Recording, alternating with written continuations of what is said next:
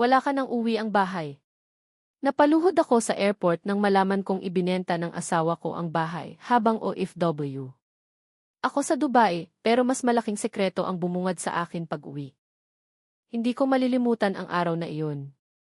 Pagkatapos ng 8 taon bilang DV sa Dubai, dala ko ang halos lahat ng ipon ko para sa pangarap naming pamilya. Ako si Marlon, 42 anyos. Isang maintenance supervisor sa isang malaking kumpanya sa Dubai. 8 taon akong nagtiis sa init ng disyerto, sa homesickness, at sa mga gabing umiiyak ng palihim habang tinitingnan ang mga litrato ng asawa kong si Liza at ng anak naming si Bea. Lahat ng overtime pinapasok ko. Lahat ng holiday nagtatrabaho ako. Habang ang mga kasamahan ko ay nagpapahinga, ako naman ay doble kayod. Isang pangarap lang ang nasa isip ko. Pag-uwi ko, masaya na tayo.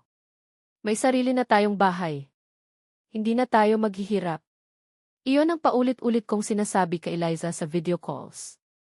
At sa bawat padala ko, sinasabi niyang maayos daw ang lahat. Love, tapos na halos ang renovation. Love, bayad na ang loan. Love, proud na proud si Bea sa'yo. Lalong ginanahan ang puso ko.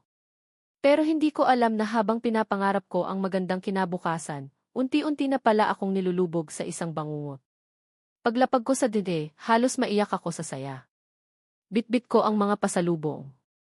May bagong cellphone para kay Bea. May mamahaling bag para kay Liza. May cash pa akong dala para sa negosyo naming balak simulan. Habang nasa taxi ako, excited akong tumawag. Hindi sumasagot si Liza. Siguro busy lang, sabi ko sa sarili ko. Pero pagdating ko sa subdivision namin, may kakaiba akong naramdaman. Hindi ko makita ang bahay. Napatigil ako. Napakunot noo. Kuya, sigurado ka bang tama ang address? Sir. Ito po iyon. Bigla akong kinabahan. May ibang pamilya nang nakatira. May ibang sasakyan. May ibang pangalan sa gate. Para akong binuhusan ng malamig na tubig. Lumapit ako. Ano pong nangyari dito? Nagkatinginan ang mag-asawang lumabas. Sino po kayo? Ako may-ari ng bahay na ito. Nanlaki ang kanilang mga mata. Sir, nabili po namin ito 2 taon na ang nakalipas. Parang tumigil ang mundo. Ano? Nabili po namin kay Ma'am Liza. Nanginig ang mga tuhod ko. Ano nang ibig mong sabihin? Siya po ang nagbenta. Parang may sumabog sa loob ng dibdib ko. Hindi ako makahinga. Hindi ako makapaniwala. Agad akong nagtungo sa bahay ng biyenan ko. Pagdating ko roon, nakita kong umiiyak ang biyenan kong babae. Ano pong nangyari? Bigla siyang napayakap sa akin. Marlon, patawarin mo kami. Mas lalo akong kinabahan. Nasaan si Liza? Tahimik. Walang sumagot. Nasaan Genge asawari? Halos umugong ang buong bahay. Doon nagsimulang umiyak ang biyenan ko ng mas malakas. 3 taon na siyang wala rito. Ano? May iba na siyang lalaki. Parang sinaksak ang puso ko. Paulit-ulit. Masakit. Nakakabingi. Hindi ako makapagsalita. Hindi totoo iyan. Pero may inilabas na mga litrato ang biyenan ko. Mga litrato ni Liza. Kasama ang ibang lalaki. Magkasama sa resort. Magkasama sa restaurant. Magkasama sa bahay. Bumigay ang mga tuhod ko. Napaupo ako sa sahig. Tahimik. Walang luha. Walang salita. Para akong namatay habang gising. Pero ang pinakamasakit ay hindi pa pala iyon. Nasaan si Bea? Tanong ko. Biglang nag-iba ang tingin ng biyenan ko. Para siyang may gustong sabihin na matagal nang itinatago. Marlon D. Ano? Magsasabi ako ng totoo. Kinabahan ako. Sobra. Marlon, hindi mo tunay na anak si Bea. Parang tumigil ang oras. Anong sinabi mo? Bago pa kayo ikasal ni Liza, may relasyon na siya sa iba. Nanlamig ang buong katawan ko. Hindi ako makahinga. Hindi. Alam ni Liza.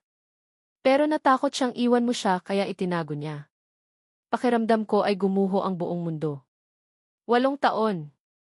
8 taon akong nagsakripisyo. 8 taon akong nagpadala. 8 taon akong naniwalang para sa pamilya ko ang lahat. Hindi ako nakatulog ng gabing iyon. Naglakad-lakad ako mag-isa. Walang direksyon. Walang malinaw na iniisip. Puro sakit. Puro tanong. Puro galit. Pero kinabukasan may tumawag. Hindi kilalang numero. Sino ito? Tahimik muna ang nasa kabilang linya. Pagkatapos ay isang pamilyar na boses. Papa ni. Napatayo ako. Bie. Humagulgol siya.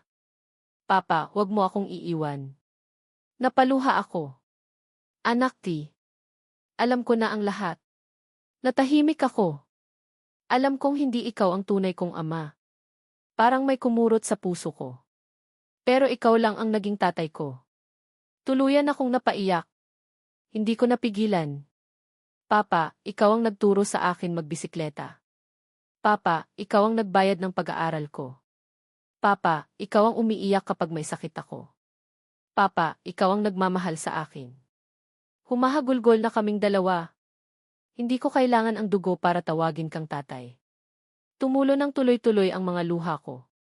Sa wakas, pagkatapos ng lahat ng sakit, may natira pa palang dahilan para lumaban. Makalipas ang ilang araw, nalaman kong iniwan din pala si Liza ng lalaking ipinagpalit niya sa akin. Naubos ang perang nakuha niya. Naloko rin siya. Nawalan siya ng bahay. Nawalan siya ng mga kaibigan. Nawalan siya ng lahat. Pero hindi na ako naghiganti. Hindi na ako naghanap ng gulo. Pagod na ang puso ko. Makalipas ang 1 taon, nagsimula akong muli. Nagbukas ako ng maliit na negosyo. Kasama ko si Bea. Araw-araw kaming magkasama. Masaya. Tahimik. Payapa. Isang gabi habang nagsasara kami ng tindahan, niyakap niya ako. Papa. Oh. Salamat. Para saan? Dahil kahit hindi tayo magkadugo, pinili mo pa rin akong mahalin. Napangiti ako habang pinipigilan ang luha. At doon ko naunawaan ang pinakamalaking aral ng buhay ko. Hindi lahat ng pamilya ay nabubuo sa dugo. Minsan, ang tunay na pamilya ay nabubuo sa sakripisyo, pagmamahal, at pagpiling manatili kahit may dahilan ng umalis. At sa lahat ng nawala sa akin, si Bea ang natitirang biyayang hindi kailanman naagaw ng kahit sino.